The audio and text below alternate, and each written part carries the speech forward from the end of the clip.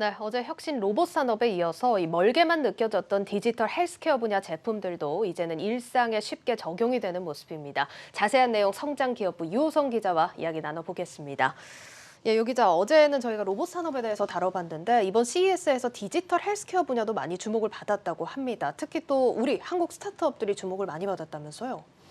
네, CES에서 기업들의 활약을 이야기할 때 이 근거로 삼는 지표가 바로 이 혁신상 수상이거든요. 예.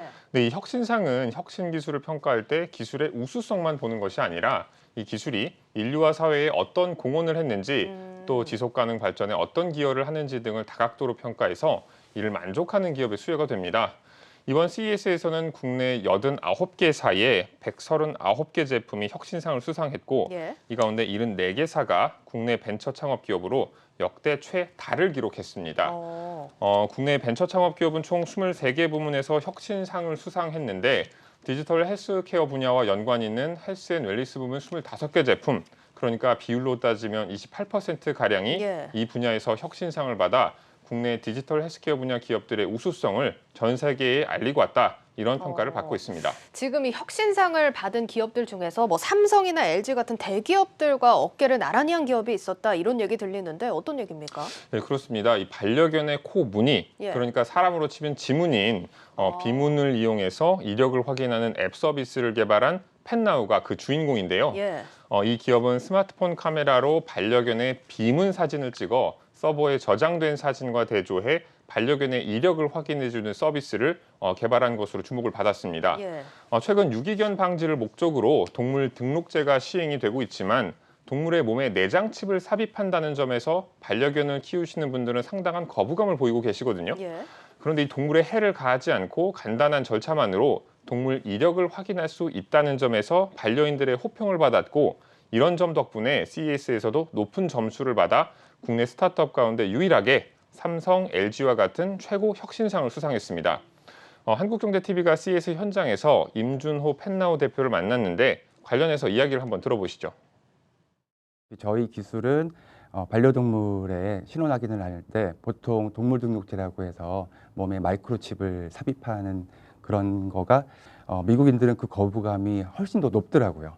그래서 그런 면에서 저희 기술을 좀 더 정확하게 알려주고 어떻게 평가받을지를 소구점을 정확히 찾아가지고 기획을 해서 준비를 많이 했더니 다행히도 이렇게 좋은 소식이 있었습니다.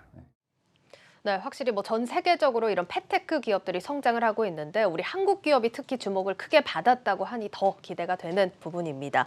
자, 그리고 디지털 헬스케어 분야 하면 또 진단키트 얘기를 빼놓을 수가 없는데 이 올해 최고 혁신상을 받은 기업 중에 미국의 헬스케어 업체도 있었던 걸로 알고 있습니다. 사실 뭐 진단키트 하면은 우리나라 기업들도 좀 빠지지 않는 기술력을 갖고 있는데 좀 아쉽다는 생각도 들었거든요. 네, 그렇습니다.